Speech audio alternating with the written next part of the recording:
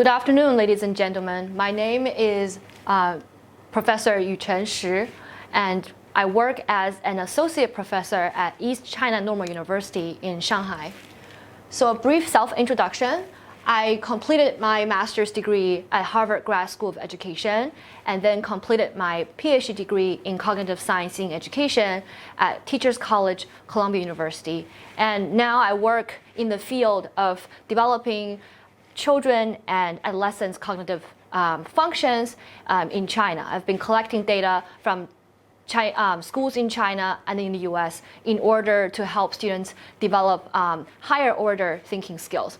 So today I will be talking about online education. As you all know, a few years ago, the United States has entered the phase or the era of online education that predominantly asks students to watch pre-recorded lessons at their own pace. And among these models, one of the most successful pedagogical models was MOOC, which has pushed this online education to a new peak. So MOOC has revolutionized teaching and thinking, teaching and learning in many ways. Admittedly, there are many advantages associated with these online teaching models that use pre-recorded lessons. For example, they're quite accessible, meaning that students from around the globe can now have easy and quick access to these educational resources. They are also very affordable because they are usually cheaper than other sources. They're also very flexible because now students can choose where and when they want to study on their own. So these advantages make these online education models quite popular and has gained particularly strong momentum in the past few years because of this change as well as the COVID-19 virus situation. However, a lot of research showed that there are many core deficiencies with MOOC or other online education resources. For example, the completion rate is quite low. A lot of research showed that the completion rate can be as low as 6%.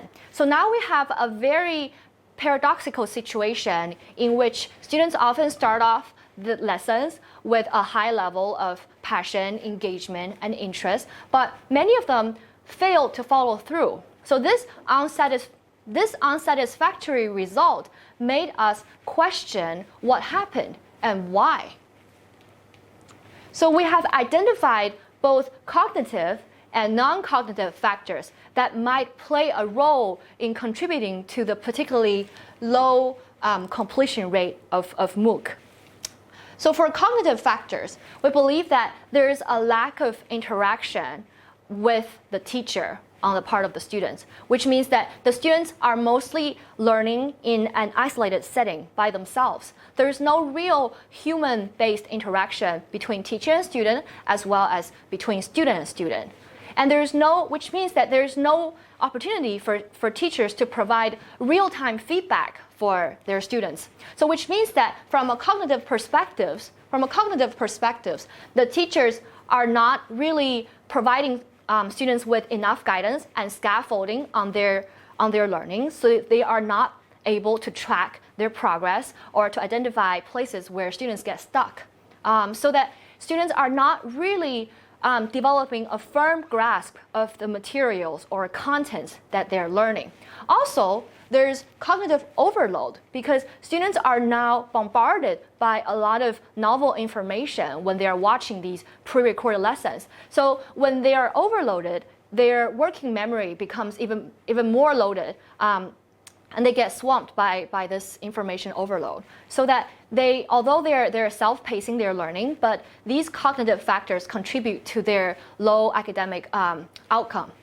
There's also non-cognitive factors that we have identified, including motivation. So the research by Ryan and Deci around 2000 showed that there's both intrinsic and extrinsic motivation that is key in influencing students' learning outcomes. So intrinsic motivation refers to students' intrinsic pleasure in learning. So they enjoy learning because they find learning fun and they're motivated intrinsically. There's also extrinsic motivation, which means students learn because they want to gain external rewards So when students are watching these pre-recorded lessons, they may lack intrinsic motivation because they might find the learning rather boring when they're doing it on their own in an isolated setting. Also, they may lack extrinsic motivation because there's no positive feedback or encouragement from their teachers. So they're kind of lacking motivation in this regard. There's also a lack of engagement. So students are merely engaging with a pre-recorded lesson video rather than with their teachers or with their peers. And also, watching these pre-recorded lessons requires a lot of self-regulation or self-discipline on the part of the students. Although self-regulated learning, SRL, is an important model in learning sciences, however, a lot of the students find it very hard. And it requires a lot of scaffolding or regulating on the part of the teachers for students to fully develop self-regulated learning. So if we relate these constraints, both cognitive constraints and non-cognitive ones, to one very classic model in educational psychology called self-determination theory, which was also proposed by Ryan Deci, we see that there are 3 factors that the researchers have identified as universal fundamental psychological needs for an individual to perform well in any kind of task, which is autonomy, competence, and relatedness. So we know that students are definitely autonomous when they are watching these pre-recorded lessons because they can choose when and where they want to study, but they might not feel competent. Like I said, they're not getting enough feedback from their teachers or from their peers. They don't feel related to others because they don't feel connected because they're isolated in their own setting. So if we relate all of these findings, all of the constraints that we have identified, students are not really self-determined when they are learning from MOOC or other online platforms that use pre-recorded lessons. So now I want to segue into online live instruction which is live streaming lessons, which I will refer to as live teaching in my ensuing discussions. So these online live teaching has a lot of advantages that are comparable to MOOC. They are also accessible. They're highly affordable as well because a teacher can teach to a lot of students simultaneously. And students are also finding it flexible because they can now study in their home setting rather than in a traditional school setting. But importantly, beyond these advantages that are comparable to MOOC, live teaching now has a lot more additional advantages that I want to elaborate on. Well, first, of course, in live teaching, students now have a lot more interaction compared to what they have in pre-recorded lessons. Students can now interact with their teachers can now monitor and regulate, check their students' progress to provide help or scaffolding when they need. Students can also interact with their peers. They can engage in classroom discussions. They can comment on each other's contributions. They can also engage in small group inquiry tasks. They can also debate with each other. So there's a lot more interaction. There's also a lot more feedback from their teachers because they're now really interacting with a human being who can provide real-time, timely feedback. Importantly, these cognitive factors means that students can learn better. They can grasp the materials in a way that would transcend what they can gain when they are watching pre-recorded lessons. So this relates to the sociocultural theory, which argues that all the human learning initially takes place at a social level, which means all of our individual thoughts initially come from the social plane, which then get interiorized or internalized into our individual plane. So when students are engaged in this sort of live teaching, they are engaged in a sort of social learning, which will benefit their individual thinking later on. So this theory, the sociocultural theory, would suggest that the live teaching would be much better than having students watch pre-recorded lessons. From a non-cognitive perspective, there's, of course, better intrinsic motivation because students might find the learning fun and interesting. So they want to learn more. So they want to take pleasure. They want to take pleasure in the learning activities. There's also more extrinsic motivations because teachers can now provide timely encouragement. For example, giving students trophies or other stickers that would complement their learning progress. At a larger scale, we can see that live teaching could benefit students from both privileged and underprivileged backgrounds. So these students might come from rather poor and underserved inner city public schools, or they might come from rather remote areas. And traditionally, these students are denied access to high quality education. But now with the help of live teaching, they can now enjoy access to all of these high quality resources. And by doing so, it can narrow the gap of education inequality that is created by traditional schooling because students have different access to educational resources in traditional schooling. But online live teaching break down these traditional boundaries so that students are now empowered. So by doing so, we're sort of empowering traditional K-12 and higher education. So we don't want to work in isolation from our traditional schooling, but we want to collaborate and work in tandem with our traditional schooling. Okay, so we have now elaborated on the importance and the benefits, advantages of live streaming lessons. So the next question is, how do we prepare teachers to develop the skills to fully leverage the huge potential of live teaching? The traditional teacher professional development model are still gearing teachers toward traditional teaching in the physical classroom. And this is true both in China and in the United States. However, we want to point out that although there's a lot of overlaps between online teaching as well as teaching in the traditional classroom, there's a lot of differences in terms of the mindset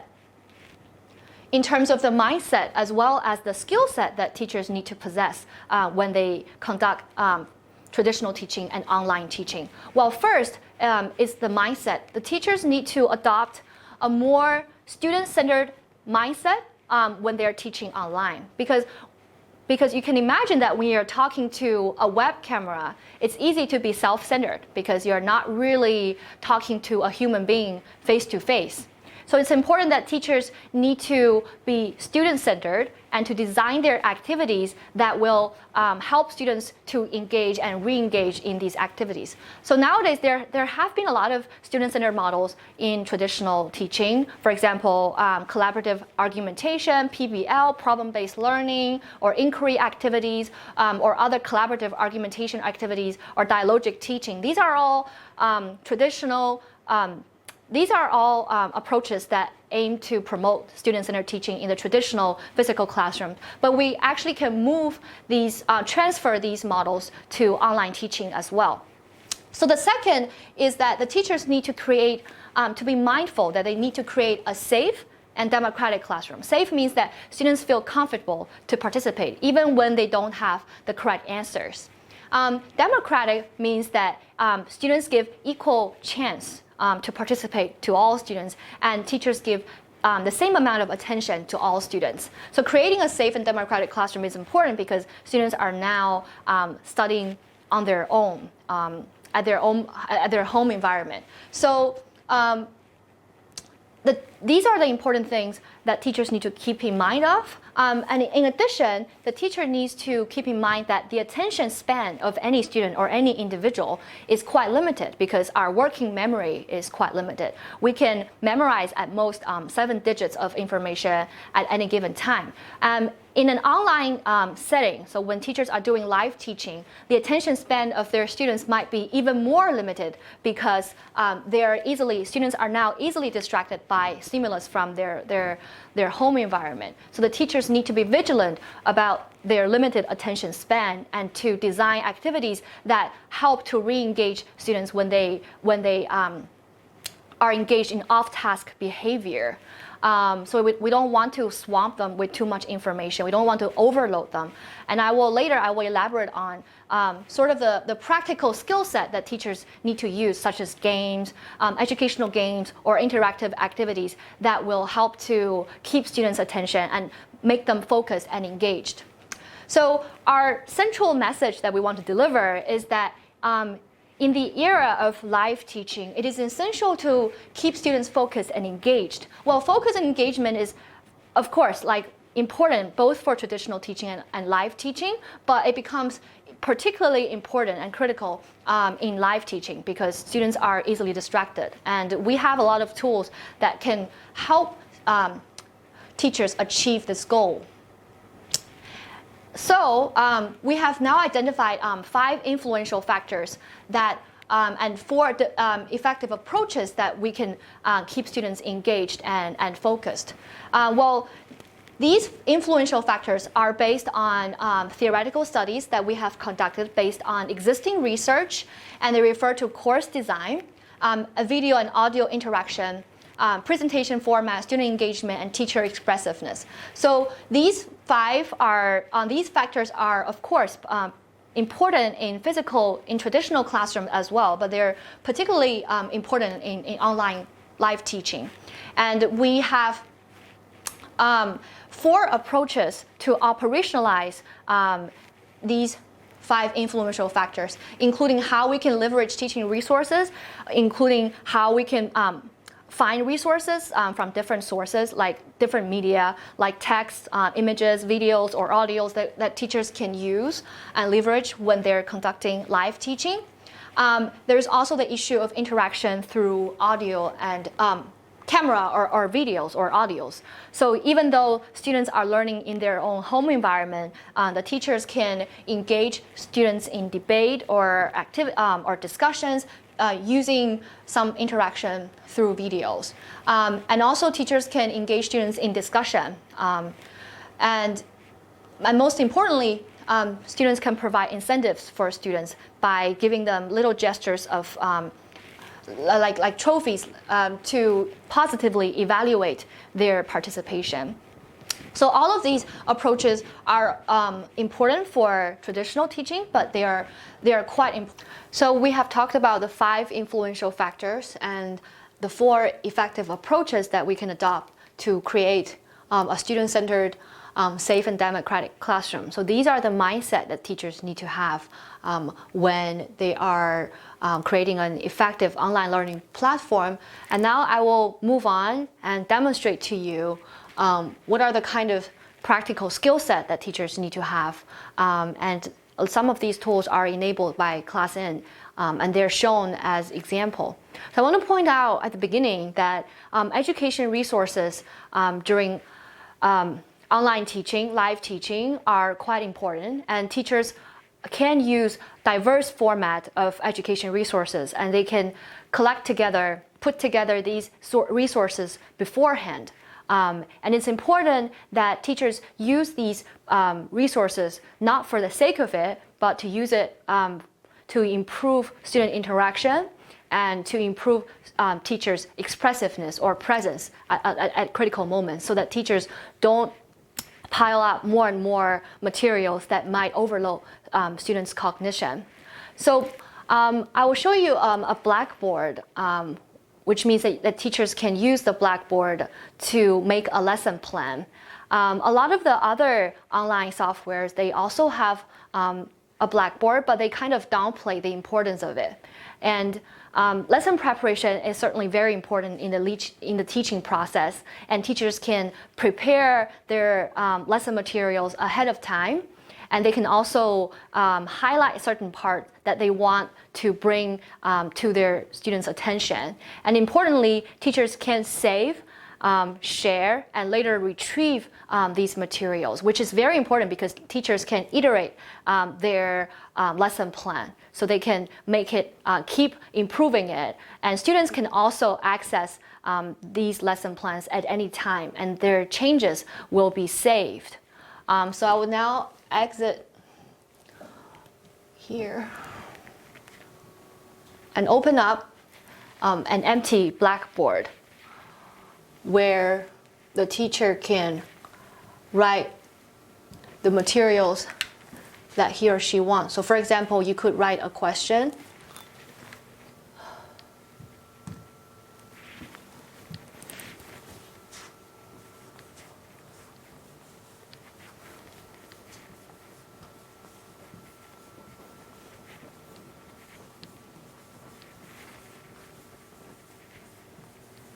You can write a question and you can use this eraser to delete the content that you just wrote.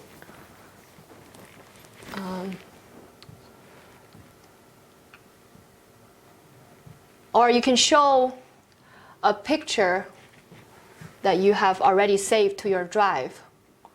For example, you could show them, you could load a picture and you can edit this picture in the way that you want. For example, you could underline part, or you could circle certain words. And importantly, you could save these changes that you made to your picture. A lot of the other, for example, PowerPoint or other text you will not be able to save your changes when you're using PowerPoint and stuff. So now I will show you a finished product of a lesson preparation. So this is what you could prepare in advance. Let me erase this. This is what you can prepare in advance. And we have designed several interactive activities that the teacher could use to engage the students in discussion or debate. So imagine now that you have finished your lesson preparation, and your next step, of course, is to save the changes that you have made and then later present your materials to the students. Okay, so now you have your lesson plan and you're ready to conduct your lesson online. So you enter your classroom where you will see your students are present. So once students are in this virtual classroom, you can open up your lesson plan.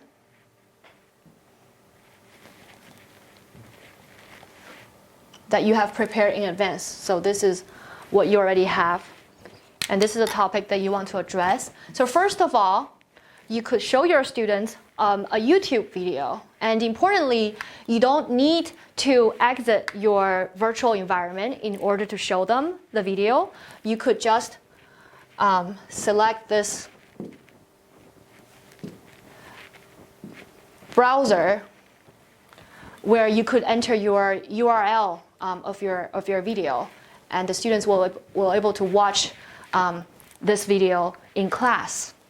So this is very effective and efficient, quite convenient. So once they have watched a YouTube video, you could now, as we have talked about, it's important to create a student-centered democratic classroom. So you don't want to transmitting knowledge to students, but to actually engage them in student-centered activities where they actually participate in your class. This is what you want, and this is very important for an online class because it's difficult for students to keep focused and engaged. You want to create interactive and fun activities to engage them. So this is, you can imagine this is the first activity that you create, and in order to sort of choose one student to participate. They can also raise their hands if they want, but if nobody raised their hands and you, as a teacher, you have to choose someone to answer this question, you could use this Finway to choose a student. So now I have a student and I will give him authorization to answer this question. So now he has to categorize these images into two types, team sports and individual sports. And while he's doing that, the rest of the students will be able to see his performance. So we will wait a bit for him to complete the process. Okay, so he has done a great job, and we will reward him with a virtual trophy. So in this way, teachers are providing incentives to students. We have talked about to feel competent is important in any kind of teaching, especially and it's especially important in online teaching, because students need to feel that they can complete the task with competence. Okay, so this little trophy plays that role. So now we are moving on to another question, open-ended question, and it's important for teachers to design and use open-ended questions that have no predetermined answers, because in this way, students feel welcome and safe to participate because they know that the teacher doesn't have a correct answer in mind, right? So now we have this open-ended question, and you would want your students to answer this question. So now students you can use a tool where students will have to rush to answer, and the one that was the first was the one who will have a chance to answer this question. So I'll give him authorization to answer this question, where the student will type in his answer in this empty box. So we will wait for him to type in his answer. So he has provided his answer, and we will give him another trophy to reward him. And in order to select the students, they can also raise their hands. You could also use, for example, like a stopwatch, where you give students certain amount of time to answer the question. So this is another open-ended question. And we talked about earlier that it's important for us to engage students in small group discussions. And in the real classrooms, teachers usually divide students into groups of 3 or 4 to engage them in small group discussions. So here you can also do that in a virtual environment. For example, you can have breakout rooms where these 4 students will be grouped into group 1 and group 2. You can group students in the way that you want, just by moving their names to different groups, for example, like this. And you will have them begin their discussions. So now, as you can see here, you have 2 groups that are conducting small group discussions. And as a teacher, you can join any of the groups to monitor their discussions. So it's important that as a teacher, you sort of check in on their performance.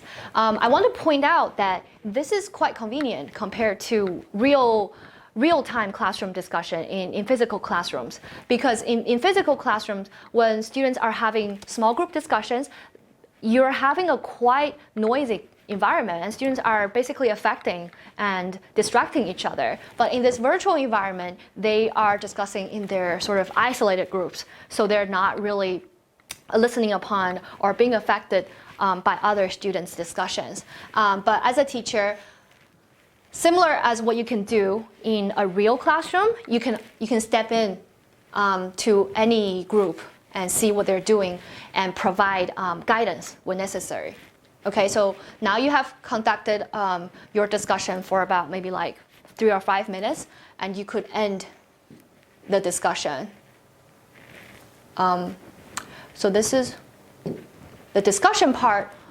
Apart from discussion, apart from discussions, small group discussions, another interactive, engaging, and student-centered activity you could have is to have students debate with each other. To do that, you could create a box like this and move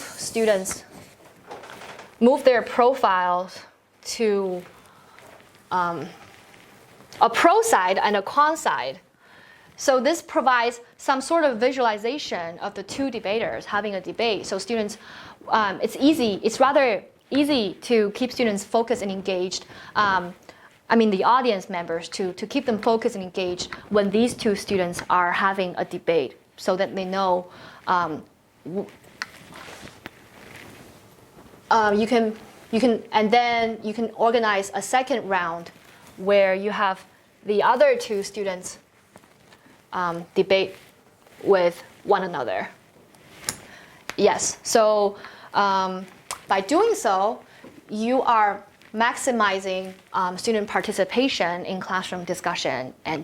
So toward the end of your teaching, you always want students to reflect on their learning today by collecting their reflections. So in a real classroom, you might hand out small index cards in paper so that students can write down their answers. But you can do exactly that in a virtual classroom by giving students some virtual texts or index cards where you can first prepare your cards and then hand out to students, so that when they're doing that, students are sort of engaged in some metacognitive activities because they're kind of metacognitively reflecting on their learning. And a lot of research in memory studies show that when students begin to recall what they have learned, it will enhance their learning and will help them strengthen their memory,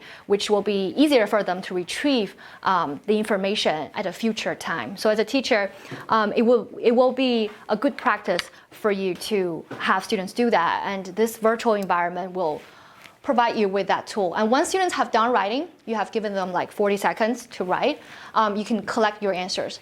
So once you collect their answers, you can show their reflections to each of the students in class. So it's available to everybody, and you're kind of creating a learners community where they kind of learn from each other, because this peer learning is important at any learning stage. So you close that.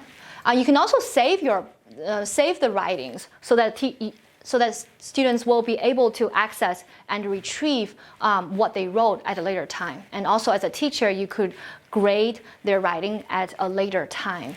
Okay, but I will not do that for now.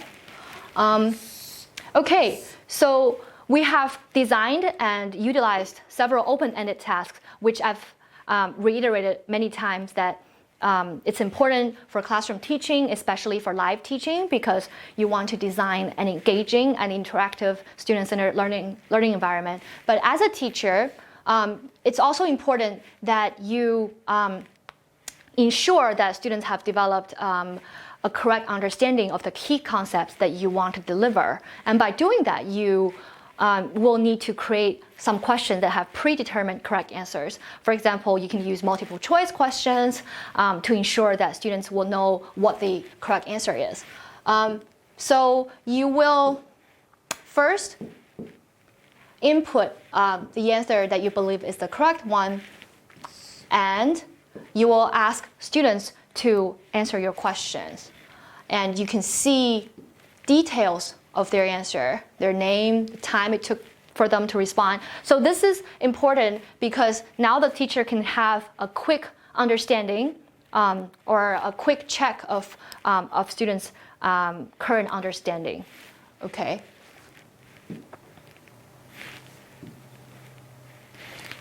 All right. So we have shown you today that it's important that we create a student-centered live teaching platform, and we have shown you a lot of the skill set that a teacher can master in order to facilitate student learning and understanding. As we have said at the beginning, compared to watching pre-recorded lessons, students are more engaged and they feel more autonomous, they feel more competent because you're constantly rewarding their positive behavior, and also they feel related to the teacher as well as to each other. So in this kind of virtual environment, we believe that students can learn as well as or even better than when they're learning from a real classroom in a physical classroom. So we have shown you what we have done, and I hope that we can engage in more discussion related to what I've shown you today. And feel free to email me with your questions, and I will be happy to engage in further discussions.